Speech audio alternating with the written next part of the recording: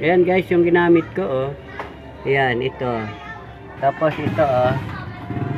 Ayan, di ba? O, tingnan mo, ebidensya pa eh, may langis pa oh.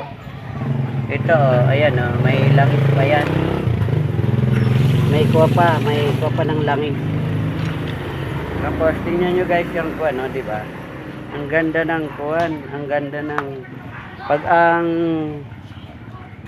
ibinomba mo na kuwan, ibinomba mo na tubig ay may halong langis.